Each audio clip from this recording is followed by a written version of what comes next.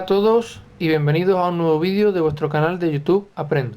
En esta ocasión vamos a calcular la longitud de la correa que une a dos poleas. Este primer ejemplo que os pongo aquí es cuando las dos poleas son exactamente iguales, tienen el mismo diámetro. Si las dos poleas tienen el mismo diámetro, D1 es igual a D2, la correa podemos sumarla en dos tramos, digamos que la parte recta y la parte curva. La parte recta la he pintado en naranja, que será 2 veces A, siendo A la distancia entre los dos centros. Y la parte curva será esta verde, que será una circunferencia completa, porque son exactamente iguales, por lo tanto será pi por d, que viene de la fórmula de la longitud de la circunferencia, que será 2 por pi por r. Sabiendo el diámetro, pues pi por d ya tenemos las dos mitades. Y la sumamos y tenemos la longitud de la correa en milímetros. Vamos a ver ahora diferentes casos cuando tenemos, por ejemplo, estas poleas, cuando son diferentes, cuando el diámetro este es más pequeño y este es mayor. Bien, os voy a poner la fórmula, ahora os la explico un poquito más adelante, dónde viene toda esta fórmula. La fórmula será, para calcular la longitud de la correa, será 2 por A, siendo A la distancia entre los dos centros, más pi medios por la suma de los dos diámetros, diámetro mayor y menor, más la diferencia al cuadrado de los dos diámetros dividido entre 4 veces la distancia entre los centros. Todo en milímetros. Y si la correa es cruzada, si es cruzada es exactamente igual, pero aquí, en vez de restar, sumamos. Todo esto de aquí, vamos a ver de dónde sale. Bien, aunque aparezcan muchas cosas, vamos a ir poquito a poco. Fijaos, la correa que he pintado en rojo no está en contacto exactamente en este punto de aquí, sino que entra en contacto en el corte del verde con el rojo, ¿vale? Y aquí exactamente igual.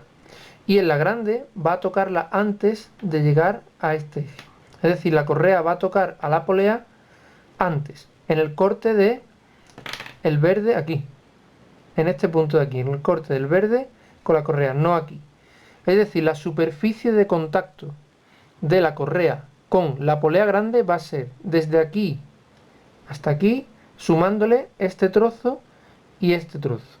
Y la superficie de contacto de la correa con la polea pequeña va a ser desde aquí, este punto que estoy marcando, hasta aquí. Esto no es más que la tangente a la circunferencia por este punto.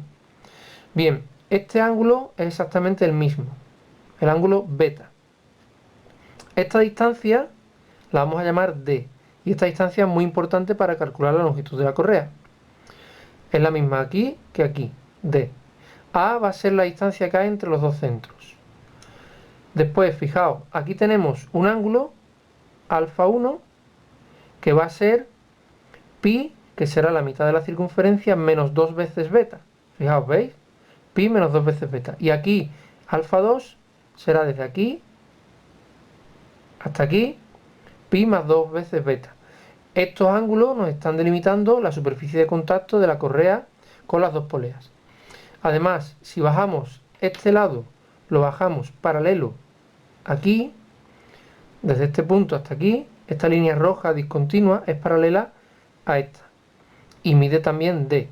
Esto es exactamente también D. Pues, si bajamos este lado aquí, lo que hemos hecho al radio grande, le hemos restado el radio pequeño. ¿Veis? Al radio grande le restamos el pequeño y este trocito que nos queda aquí será el radio grande menos el radio pequeño.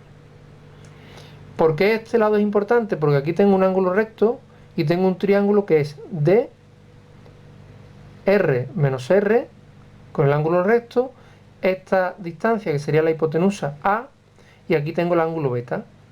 ¿Veis? Por los triángulos que tenemos aquí, este beta es el mismo que este de aquí.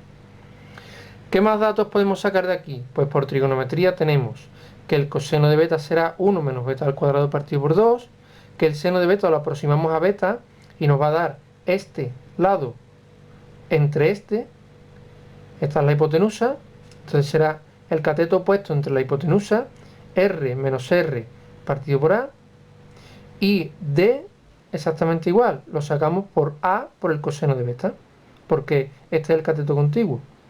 El cateto contiguo, eso es. Entonces tenemos que D es A por el coseno de beta.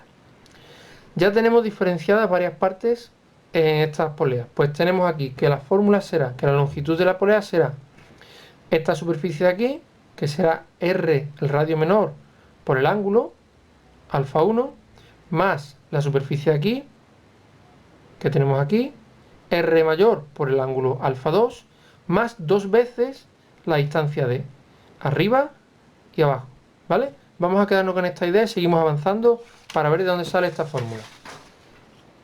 Fijaos, esto es lo mismo que teníamos en el folio anterior. Y ahora lo que vamos a hacer es sustituir alfa 1, dijimos que era pi menos 2 veces beta. Pues donde pone alfa 1 pongo pi menos 2 veces beta. Igual con alfa 2, lo sustituimos aquí. Y para sustituir d tendremos en cuenta esta fórmula, pero ya donde pone coseno de beta pondremos 1 menos beta cuadrado partido por 2. Y lo metemos aquí en la fórmula. Vamos a aplicar la propiedad distributiva en esto del color naranja, en este paréntesis, y en el paréntesis verde también, la propiedad distributiva, y en el celeste. Fijaos, aquí nos queda r por pi menos 2 beta r. Aquí nos queda r mayúscula por pi y aquí 2 por beta y por r mayúscula. Y aquí nos queda 2a por 1, 2a menos 2a por beta cuadrado partido por 2. Estos dos se nos van, el 2 de arriba y el de abajo. Y nos queda menos a por beta al cuadrado. ¿Veis? En el siguiente paso lo que vamos a hacer es agrupar. Vamos a sacar factor común. Esto que he subrayado en lila, con este vamos a sacar factor común pi y vamos a tener pi por r mayúscula más r minúscula. Esto que tenéis aquí en color lila, estos dos.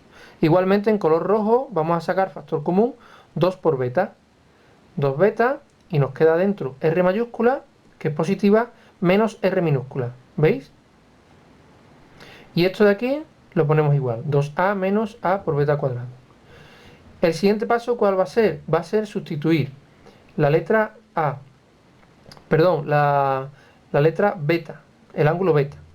Sabiendo que beta es aproximadamente r menos r partido por A, esto que veis aquí, pues vamos a sustituirlo aquí, ¿veis? De color azul, donde pone beta en rojo, ponemos r menos r partido por A. Y aquí exactamente igual, pero aquí está al cuadrado. Beta al cuadrado pues será el numerador al cuadrado y el denominador al cuadrado. Aquí tenemos a en el numerador y a al cuadrado en el denominador. Pues esta a se nos va a ir con una de las que tenemos debajo y nos queda solo una debajo. En el siguiente paso, pues tenemos esta parte igual y ahora tenemos 2 por esto al cuadrado, r menos r al cuadrado partido por a, más 2a menos r al cuadrado partido por a. ¿Veis la simplificación aquí? Y ahora esto es exactamente igual que esto, pero aquí tenemos 2 positivos y aquí 1 negativo. Pues lo vamos a restar y nos va a quedar 1 positivo. Y nos queda ya definitivamente que la fórmula será esta parte del principio, pi por r más r cuadrado. Os la dejo si queréis para que veáis que coincide. ¿Veis? Pi por r más r cuadrado. Esto de aquí menos esto, pues nos queda r menos r cuadrado partido por a, más 2a.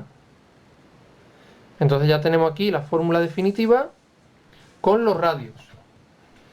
Si buscáis mucha información en libros, también aparece por los diámetros. Pues lo que podemos hacer con los diámetros es sustituirlo. Como un radio es 2 veces el diámetro, o el diámetro es la mitad del radio, pues sustituimos. Y aquí nos queda los radios mayores y menores sustituidos por los diámetros mayores y menores entre 2, y aquí también entre 2, pero como es al cuadrado, y esto nos queda igual, porque aquí no afecta al radio. Esta es la misma fórmula, la que he demostrado es la misma que os puse al principio, que podéis encontrar en multitud de libros y documentación y bibliografía. Espero haberos ayudado y sobre todo para que entendáis de dónde proceden estas fórmulas y cómo se obtienen estas fórmulas, que lo interesante de esto es saber el porqué de las cosas. Un saludo y hasta pronto.